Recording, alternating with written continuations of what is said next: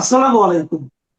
প্রিয় দর্শক, অন্য মঞ্চের আলোচনায় আপনাদের সকলকে আমন্ত্রণ জানাচ্ছি। ধন্যবাদ আপনাকে, সেই সাথে আমাদের প্রিয় মুখ রাশেদ হায়দার ভাই এবং আপনার আমজনতার দর্শকদের সালাম, নমস্কার এবং শুভেচ্ছা। আপনাদের সকলকে জানাই আমার আন্তরিক অভিনন্দন এবং শুভেচ্ছা। আপনারা এতক্ষণে হেডলাইন বা ব্যানার দেখে বুঝতে পারছেন আমি কি বলছি, যে ঢাকা শহরে কি চলছে আজ সারাদিন, মানে গতকাল সারাদিন সারা রাত এবং আজকে যে মুহূর্তে আপনারা ভিডিও পাবেন তখনও হয়তো দেখতে পাবেন অনেক কিছুই ঘটছে। শুধু আসলে এটা ঢাকা শহর নয়, সারা বাংলাদেশে কি ঘটছে আসলে এটা নিয়ে আমরা সবাই পেপার পত্রিকা এবং টিভি নিউজও দেখছি। আপনার গতকাল সারাদিনে 3টা না 4টা জানি বাসে আগুন লাগিয়েছে, নাকি কি একটা ককটেল নাকি ফেটেছে। আবার দেখলাম যে ইনুস কাকার গ্রামীণ ব্যাংকের সামনে নাকি একটা ককটেল ফেটেছে। আবার দেখলাম এনসিপি এর সামনে যেও একটা ককটেল না বকটেল ফেটেছে বলে। আবার দেখলাম একজন যায় খালি হাতে কোনো কিছু ছাড়া উইদাউট এনি প্রোটেকশন একটা বকটেল হাতে তুলছে, এবং সেটা আসলে ককটেল না বকটেল নাকি এটা উপরালাই জানে, আমি জানি না, আমরা আসলে নামও জানি না, এগুলো চিনিও না, আমি জীবনও দেখিনি এসব কি জিনিস। বলে যে এইভাবে ফুটতেছে, তারপরে গাড়ি জ্বলতেছে, মিছিল হচ্ছে। এরপরে শুনতেছি ঢাকা শহরে নাকি আজকে প্রায় 30%-এর উপরে গাড়ি ঘোড়াই কমে গেছে। আর এখন বিভিন্ন জন ইনিয়ে বিনিয়ে বলার চেষ্টা করতেছে যে এগুলা সব পতিত স্বৈরাচারী সরকার, ফেসিস্ট সরকার, শেখ হাসিনার দল, এই ছাত্রলীগ আওয়ামী লীগ এসব গাড়ি ঘোড়াতে আগুন জ্বালাচ্ছে, ওইখানে বোমা ফাটাচ্ছে, এগুলো সব বিএনপি জামাত এরা বলার চেষ্টা করতেছে। কিন্তু আসলে আমার মাথায় ঢুকে না যে বাংলাদেশ আওয়ামী লীগ তো নাই সারা বাংলাদেশে, তাহলে এগুলো করবে কে? আমার মনে হয় কি জানেন, এগুলো সব এনএসআই ডিজিএফআই এরাই করতেছে। কইরা এরা নিজেরা করতেছে, কইরা ধরেন আমাদের উপর দোষ চাপাচ্ছে। তো দেখেন ভাই, আমরা হচ্ছে যে আওয়ামী লীগ একটা গঠনতান্ত্রিক দল, সুস্থ দল, এবং তারা মানুষের উপকারে আসে, সবসময় নিয়মতান্ত্রিক আন্দোলন করে। এসব জ্বালাও পোড়াও ভাই সেই 17 বছর ধরে তো বিএনপি জামাতি করছিল, জ্বালাও পোড়াও এখনো তারাই করতেছে, কারণ এনএসআই ডিজিএফআই এর ভিতরে তো সব তাদের লোক, জামাতি লোক, তারাই হয়তো করতেছে, কইরা আমাদের উপর দোষ চাপাচ্ছে। তবে দেখবেন আমি কিন্তু এখন পর্যন্ত বলি নাই যে ওইখানের গাড়ি এইখানের গাড়ি, ওখানে বোমা এখানে বোমা, এগুলা ছাত্রলীগ আওয়ামী লীগ বা আমরা করছি, এটা আমি বলি নাই।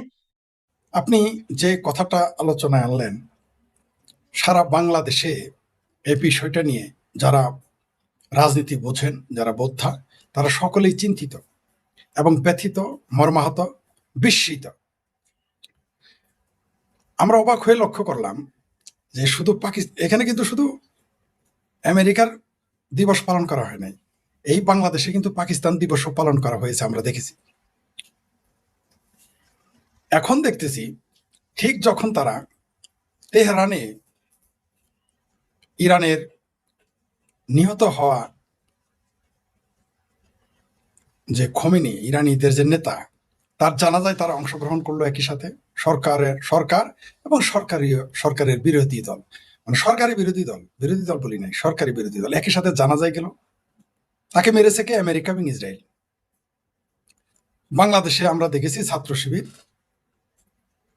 মানে যার যার যার বিয়ে তার খবর নাই, পাড়াপড়শির ঘুম কামাই। বাংলাদেশে অলরেডি শিবির তার গায়ে বানা জানাজা পড়ে ফেলেছে, তারপর আবার জামাত সেখানে গেল জানাজা পড়তে। যাই হোক, তার ব্যাপার তারা গিয়েছে।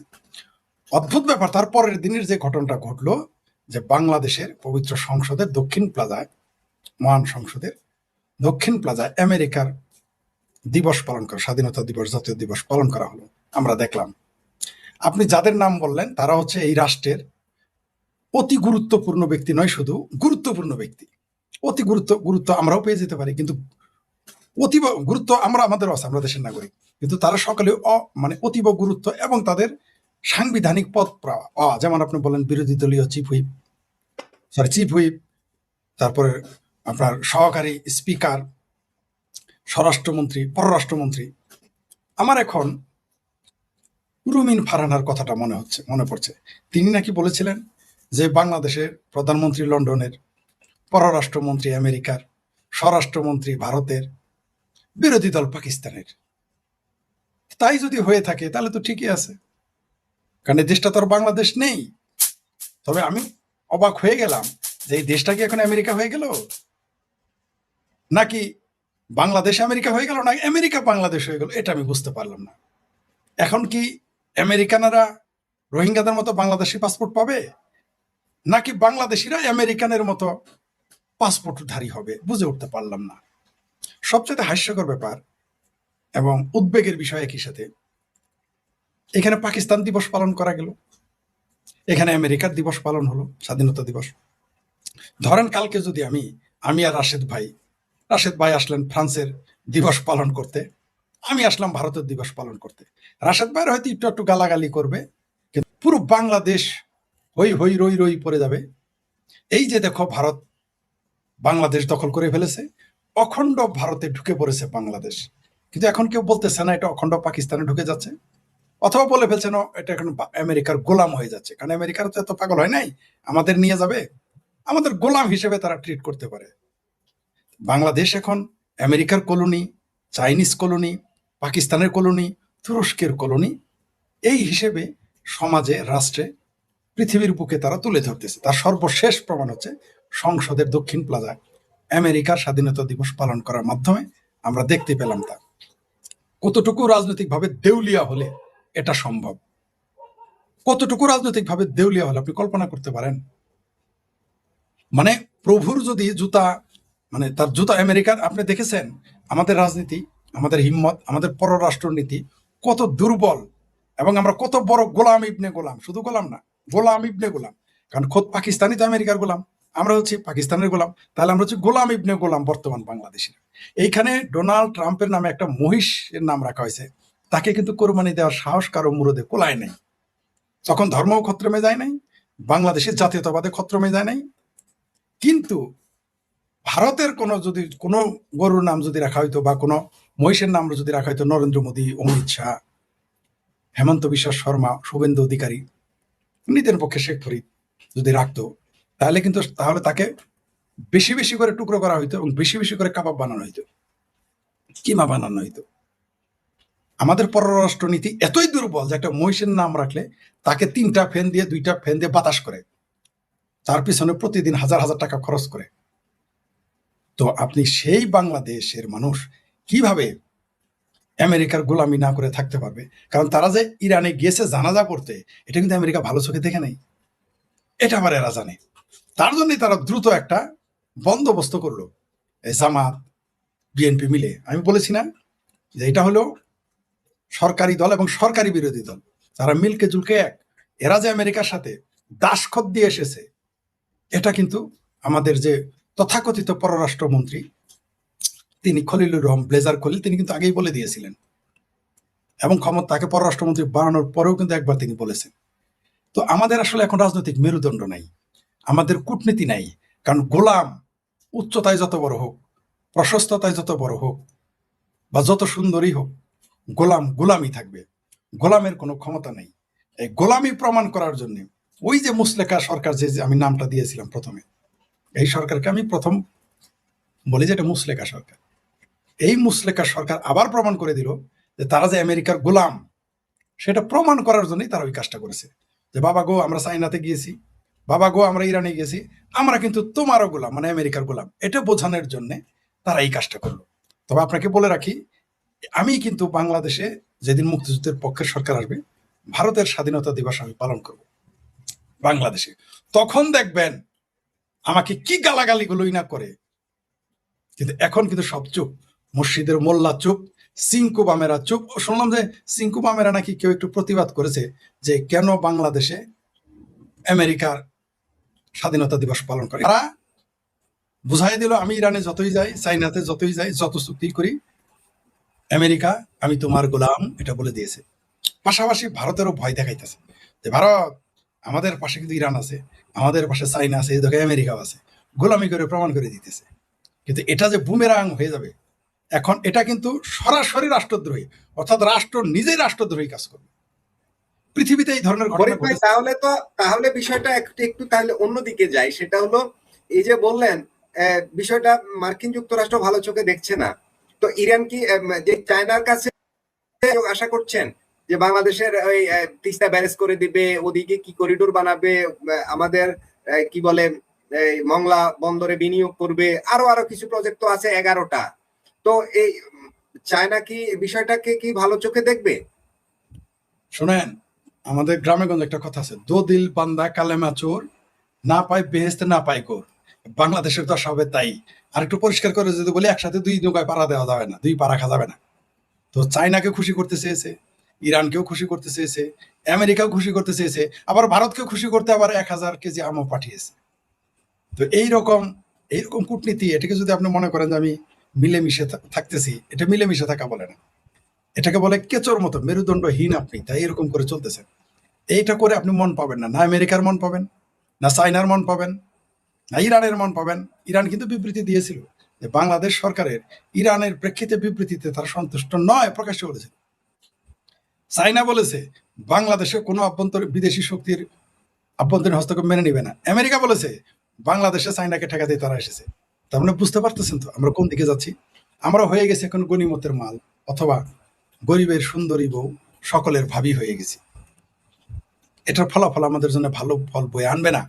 আপনি ছোট দেশ হন, বড় দেশ হন, আপনার মেরুদণ্ড শক্ত থাকতে হবে। আপনি হ্যাঁকে হ্যাঁ বলতে হবে, নাকে না বলতে হবে, চোখের সাথে চোখ রেখে। আপনি যদি মনে করেন গোলামি করে আপনি টিকে থাকবেন, তাহলে পৃথিবীতে সব গোলামেরাই টিকে থাকতে পারতো। গোলামি করে কোনোদিন টিকে থাকতে পারবেন না আপনি, কোনো দিনই না। তো বাংলাদেশ যে গোলামির এবং যে মিলিজুলি, যে দোস্তি না জুটে দুশ্মনী না টুটে এই ফাতরামি করবে, ওটা তারা বুঝে ফেলেছে বাংলাদেশের অবস্থান কি। না আপনি চাইনিজ সহযোগিতা পাবেন, না আমেরিকান সহযোগিতা পাবেন। ইরান তো নিজেই দরিদ্র রাষ্ট্র আরবের পাশে, তা তো সহায়তা করার ক্ষমতাই নেই। রইল বাকি ভারত। আপনি এখানে আম যতই দেন কোনো কাম হবে না। ভারত কিন্তু বুঝে ফেলেছে আপনার চরিত্র কি, আমার চরিত্র কি, রাশেদ হায়দারের চরিত্র কি, বাংলাদেশ, এগুলো কিন্তু ভারত জানে। ভারত অত্যন্ত সূক্ষ্ম পদ্ধতিতে একেবারে ধীরে সুস্থে মেপে মেপে সে কদম ফেলে। তাকে আপনি যতই চালাকি করেন তার সাথে পারবেন না। আর আমেরিকার সাথে তো পারবেনই না। আমেরিকা তো ধর্মুর্গী করজব এই নীতিতে বিশ্বাসী, তার যখন যা দরকার তা সে করে ফেলবে। বরং আমেরিকাকে আপনি বুঝিয়ে দিলেন যে তিনি এত মানে সে আমেরিকারা দেখলো, আমেরিকান সরকার দেখলো যে বাংলাদেশকে আমরা যত বড় গোলাম মনে করেছি, এরা তার চেয়ে বড় গোলাম। এটা বরং প্রুভ হয়ে গেল। এবং এর জন্য আমাদের ভুগতে হবে, জাতিকেও ভুগতে হবে, বাংলাদেশের জনগণকেও ভুগতে হবে, দেশকেও ভুগতে হবে। জি, ধন্যবাদ। ধন্যবাদ মাসুদ ভাই, আপনাকে, শ্রদ্ধেয় ফরিদ ভাই এবং দর্শক শ্রোতা মন্ডলী সকলকেই আন্তরিক অভিনন্দন। আমাদের ফরিদ ভাই যে কথাগুলো বলছে এই কথাগুলোর সাথে দ্বিমত পোষণ করার কিছুই নেই। আপনি দেখেন, বাংলাদেশ যখন স্বাধীন হয়েছে, এই বাংলাদেশের নরহত্যা, গণহত্যা যা কিছুই ঘটছে, সরাসরি আমেরিকান অস্ত্র যেগুলো পাকিস্তানকে পাঠাইছে, পাকিস্তান সেগুলো দিয়ে চালাইছে। সেই আমেরিকা ডিসেম্বরের 12 তারিখ পর্যন্ত তারা চাইছিল বাধ্য করতে যে ভারত যাতে বাংলাদেশের স্বাধীনতাকামী মানুষকে সাহায্য না করে, যাতে এই দেশ স্বাধীন না হয়। এরপরও দেশ যখন স্বাধীন হয়ে গেছে, আপনার বঙ্গবন্ধু শেখ মুজিবুর রহমান মরার আগ পর্যন্ত, মানে 15ই আগস্টের আগ পর্যন্ত বাংলাদেশকে স্বীকৃতি দেয় নাই। স্বীকৃতি দিয়েছে অক্টোবরে 1972 সালে। বঙ্গবন্ধু যখন খাদ্য সহযোগিতা চাইল বন্ধুপ্রতিম রাষ্ট্রগুলো থেকে, তখন এই আমেরিকা 193 জন পাকিস্তানি যুদ্ধ অপরাধী সেনা যারা বাংলাদেশে ছিল তাদেরকে ছেড়ে দেওয়ার বিনিময়ে খাদ্য দিয়েও বলছিল। এই সে আমেরিকা যার পররাষ্ট্রমন্ত্রী নিক্সন বলছিল যে আমরা তলাবিহীন ঝুরি বাংলাদেশকে। সেই আমেরিকা নাকি আজকে জামাতার আমির বলে যে অকৃত্রিম বন্ধু কে আমেরিকা। এটা কিভাবে সম্ভব? আমার কথা হচ্ছে, এই প্রোগ্রাম ওরা যদি পুরো ঢাকা স্টেডিয়াম ভাড়া নিয়ে, ঢাকাতে একটা বড় স্টেডিয়াম, মিরপুর টিপুর স্টেডিয়াম ভাড়া নিত, আমেরিকার সেই বিখ্যাত গায়ক বিটলসকে আনতো, যারা গায়ে love love me do, you know I love you, craze, শাকিরাকে আইনা প্রোগ্রাম করাইতো, সরকারি খরচে করাইতো, তাতেও কোনো দুঃখ ছিল না, কোনো সমস্যা নেই, হইতেই পারে, এটা যে কারো থেকে হইতে পারে। কিন্তু এখন কথা হচ্ছে যে আমার সংসদ ভবনের যে জায়গায়, সেখানে আমার প্রধানমন্ত্রী, রাষ্ট্রীয় বিভিন্ন মন্ত্রীরা শপথ বাক্য নেয় যেখানে, সেই জায়গায় কেন এটা? ফরিদ ভাই বলো না যে অর্ধেক গেছে ইরানে জানাজা পড়তে, আর অর্ধেক এখানে এসে তাড়াতাড়ি কাজ এটা লেভেল দো। কাহিনীটা কিরকম হয়েছে জানেন? একটা হিন্দি ছবি দেখছিলাম, দেরি হয়েছে, মাঝে মধ্যে এখনো আসে। এটা হচ্ছে নায়কের লগে একজন চামচার মতো আছে, তো এরা চুরি বাটপারি ধান্দা করে টাকা টুকা আনে, তো এক জায়গায় ভাগ করতে বসে, তো ভাগ করার পরে ভাগ করবো, কত আসছে, এখানে 1.5 লাখ টাকা আছে, আর স্বর্ণ আছে 0.5 কেজির মতো। তো স্বর্ণ হাত দিয়া দেখলো, দেখে গেলো যে ঠিক আছে, স্বর্ণ তুইও নিস না, আমিও নিব না, এটা আমরা ভগবানের দিই। কয় কেন ভগবান রে? কয় ভগবান না বাঁচালি কিন্তু বাইচে আইতে এইসব স্বর্ণ গয়না নিয়া উপরের দিকে মারছে, পয়রা গেছে। ভগবান তুমি নিবে না, আমার রাখতে হতো। ঠিক আছে আমি রাখি। টাকা ভাগ করে অর্ধেক অর্ধেক, তোমার 50 আমার 50। ঠিক আছে। আচ্ছা আমি তো বুদ্ধি দিছি না তোমারে, এখান থেকে আরো লইয়া নিল 45। কয় আছে কত? কয় 5000। কয় 5000 কেমনে তোর কাছে থাকে? তুই এর আগে আমার থেকে চাটা খাইছস না? এই করতে করতে সবই নিয়ে আস। এখন ঠিক বাংলাদেশের অবস্থা হইল, ওইদিকে চায়নারে খুশি করতে গেছে। প্রথম বৈদেশ সফর চায়না। ঠিক আছে ভাই, আপনাদের সাথে সব মেমোরেন্ডাম সাইন হইলো। মেমোরেন্ডাম সাইন মানে কিন্তু চুক্তিও না, মেমোরেন্ডাম মানে টাকাও না। যে আপনি ঠিক আছে আপনি এটা কইরা দিবেন। এখন দেখলো যে আমেরিকা তো খেপা। আমেরিকারে কি করতে হবে? এই যে করলো। চায়নার অবস্থান আর বাংলাদেশের অবস্থানটা একটু বুঝেন। চায়না যে কি শয়তান, $70 বিলিয়ন চায়না ইনভেস্ট করছে পাকিস্তানের বেলুচে। এটা বন্দর, কি জানি বন্দরটার নাম ভুলে গেছে। চাবার চাবার না, চাবার তো ইন্ডিয়া। সরি বেলুচের এই ইনভেস্টটা করে ওখান থেকে রোড নিয়ে গেছে সরাসরি কই পর্যন্ত? চায়না পর্যন্ত। বেলুচ যখন এই যে গত 1 বছর যখন বেলুচ যখন খেপলো যে তাদের বিভিন্ন জিনিসপত্রগুলো চায়না চলে যাবে, তারা কি করলো? রোড উড়াই দিল। সেই বন্দরে পাকিস্তানের কোস্ট গার্ডের 30 জন সেনা অফিসার মারা ফেলালো বেলুচ। পাকিস্তানের সেনাবাহিনী মানে গার্ড দিতে যায় না। চায়নার এই $70 বিলিয়ন এখানে ভেস্তে গেছে। এখন তাদের আরেকটা রোড কি আছে? Myanmar to China to Dhaka. এই একটা জিনিস খেয়াল করছেন? ঠিক আজ থেকে 10-12 দিন আগে মায়ানমারের যে বর্তমান জান্তা, সে ভারত সফর করে গেছে, সে চলে গেছে ওইখানে। আছে কতদিন এই যে মায়ানমারের এই যুদ্ধ চলতেছে, তো আজকে আমরা প্রায় সেই 91 সাল থেকে দেখতেছি। 91 সাল থেকে রোহিঙ্গা তো সে 91 সালে অল্প 50 না 60 হাজার রোহিঙ্গা ছিল। 96 সাল পর্যন্ত এটা বাড়লো, এরপর আস্তে আস্তে বাড়তে 12 লাখ। আপনি কি আজ পর্যন্ত কখনো শুনছেন যে মায়ানমারের জান্তা তাদের বিমান বাহিনী দিয়া বর্ডার এরিয়া বোমা ফালাইতে, বর্ডারে বোমা ফালাইতে শুনছেন? কিন্তু চায়নার ওইখান দিয়ে ওই করিডোর দরকার, যেটার জন্য আমাদের এখন সিগনেচার হবে করতে, ওই করিডোর দিয়া যাবে, ওইখানে বোমা ফালাইছে। চায়নার সামরিক জান্তারে হেল্প করে কে? আমেরিকা। পাকিস্তানের বেলুচরে হেল্প করে কারা? সব কিন্তু ইরান হয়ে আসুক আর যেখানে হয়ে আসুক, সব অস্ত্রই কাদের? সব সেই আমেরিকান। আফগানিস্তান লাগিয়া বসে বর্ডারে পাকিস্তানের সাথে, এখানে হেল্প করতেছে কারা? ইঙ্গিত পেছনে আমেরিকা। চায়না যত জায়গায় যাইতেছে সব জায়গায় কিন্তু আমেরিকা বাগড়া দিতেছে। এখন আমরা এখনো বুঝতেছি না বা বুঝি না। আমরা খুব স্বপ্ন দেখতেছি, হ্যাঁ, যে ভারতের সাথে বন্ধুত্ব করার চেয়ে চায়নার সাথে বন্ধুত্ব করা মনে হয় আমাদের জন্য লাভজনক। এটা আমরা চিন্তা করতেছি, বাস্তবে উল্টা। কিন্তু বাস্তবে যে না চায়নার সাথে বন্ধুত্ব হবে না আমাদের আমেরিকার সাথেও বন্ধুত্ব হবে। কারণ আমেরিকা আছে ধান্দায়।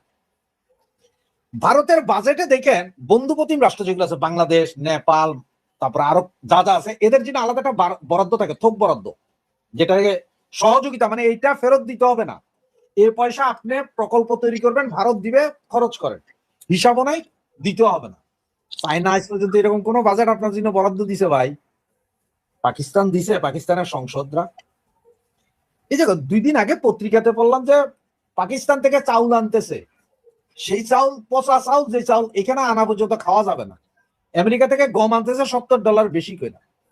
এগুলো কিছুই বুঝেন না, এখনো মানুষ হয়তো বুঝে না, কিন্তু অল্প কিছুদিনের ভিতরে বুঝবে।